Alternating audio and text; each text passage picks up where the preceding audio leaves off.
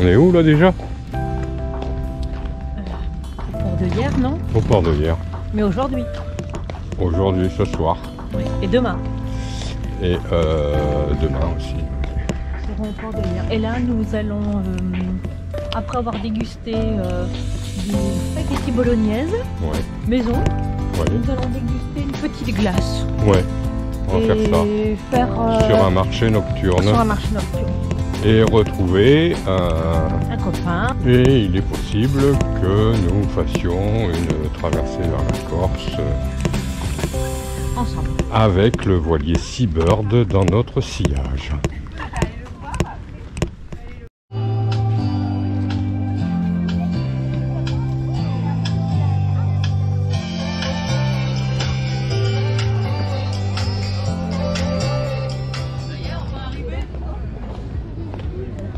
Tout arrive, hein. Et les voilà. Ouais. Et les voilà. Ouais, tu filmes, ça y est. Et je filme, moi je peux pas m'empêcher. Et je peux pas m'empêcher. Mais je vous... C'est mon profil là comme ça. J'aurai l'occasion de vous présenter plus tard. Alors, nous sommes ici en présence d'un équipage célébrissime, c'est l'équipage du Seabird. C'est ça, ouais. Et tu en es le capitaine. Oui, grave. Laurent, C'est ça. génial. On s'était rencontrés par hasard à La Ciotat il y a quelques années. 2015, tu m'as dit non? 2015, 2015, Ouais, c'était, 2015. hein, on était côte à côte Ouais, là, c'est sur, ça. sur un quai qui ressemblait à celui-là. Ouais, c'est ça. Et puis on s'est retrouvés au fil du temps et au travers des événements avec son équipage donc qui se compose de Anthony, Véronique, la femme. la chérie du capitaine Alexandra. et Alexandra. Et puis toi, on te connaît déjà. Mais c'est qui ça? Mais c'est Connais, qui toi, ça? déjà, voilà. Depuis que je suis avec toi, fait des ménages, hein. Il met je suis le le meilleur. bordel et- Ouais, t'as vu un peu? tu m'as rendu meilleur en fait. Il a pris des points, mais T'as vu? 300 points. Je l'améliore. Mais je sais que je suis pénible. Bonjour, alors, nous sommes le 25 juillet et on vient de quitter le port de hier derrière nous. Porquerolles, Port-Cros, l'île du Levant, direction Corse, entre Calvi, Saint-Florent, on verra. De toute façon, ça va pas être violent. Quand on sortira des îles, on aura un peu plus. Après, je pense qu'on aura intérêt à avoir une route le plus au nord possible et le moins oblique. On verra bien. Hein. Si tu fais aller ton éolienne, ça marche pas, ça fait pas un peu plus de vent. Nous, on a des draps. Mais bon. On n'a pas eu le temps de les coudre. Alors.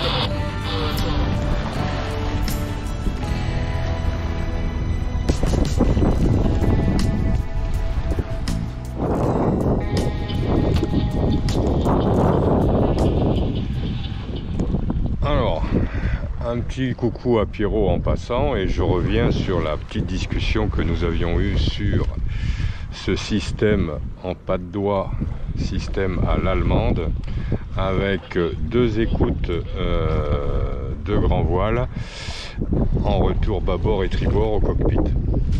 Alors moi je suis plutôt convaincu, sachant que là on est sur une allure de près, voire pré-serré.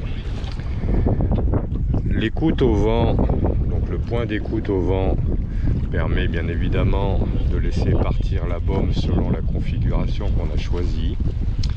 Et l'écoute sous le vent permet véritablement, en appui du halba, de tirer la bombe vers le bas et ainsi pouvoir obtenir des réglages qui, ma foi, sont très satisfaisants, y compris au pré-serré. Alors, au niveau du vent arrière, des vents plus portants, on n'a pas eu l'occasion encore de l'expérimenter. Sinon, je pense que l'écoute sous le vent doit permettre de jouer un double rôle, à savoir de retenue de baume.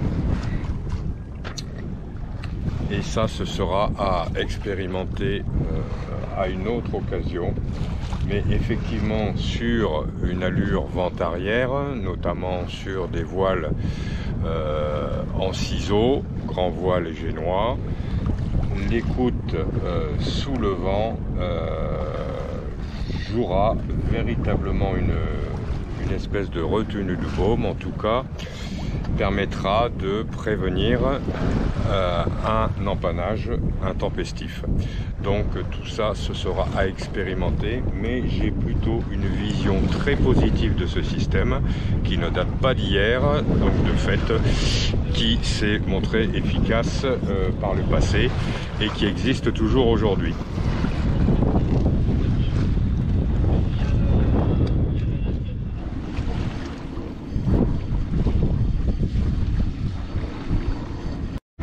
Tu avais quelque chose à dire?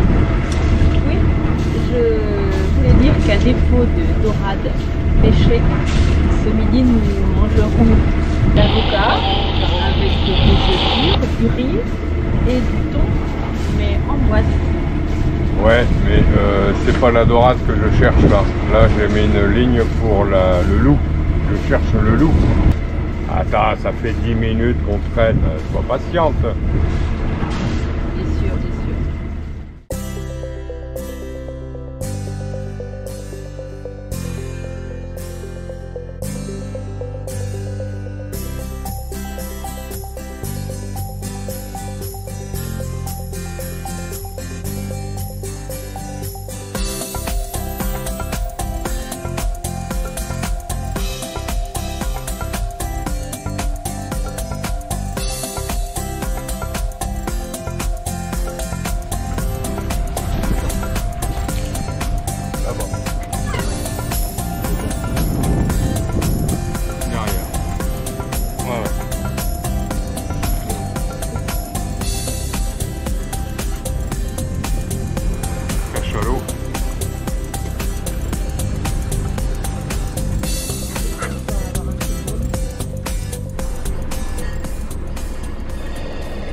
On va reprendre la suite. Il est entre 3 et 4 heures du matin. Ça va? Ouais, ça va. Alors, quoi de neuf? Eh ben, le vent s'est un peu levé. J'ai sorti chez Noir et j'ai réglé la grand voile. Donc là on avance sur Tibor-Amur à 4 nœuds, 4 nœuds 5. J'ai réduit un peu la vitesse aussi du fait. Et puis ben, j'ai évité une collision pendant ta pause de récupération avec un bateau de touristes de 103 personnes. Voilà. J'ai fait attention. Voilà, super. Et donc, voilà. Et j'ai pris le cadran en photo toutes les heures, précises. Et on est en approche, enfin on approche, toujours cap vers la Revelata. On a encore 35 000 à faire. Et quand le soleil va se lever, on verra les terres. On devrait arriver vers 13 h si on reste sur cette allure.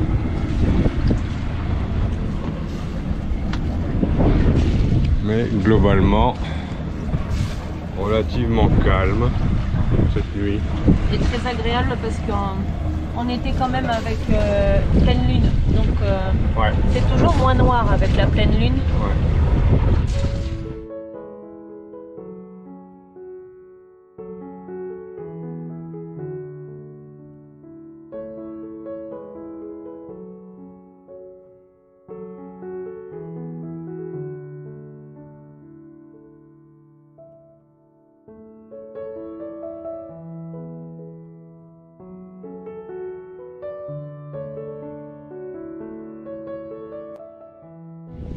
Allez, je vais prendre le relais. Je vais faire une petite soupe.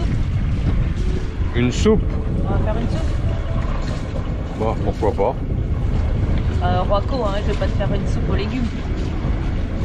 Dans une minute. Dans une minute. 3 minutes soupe. Allez, c'est parti.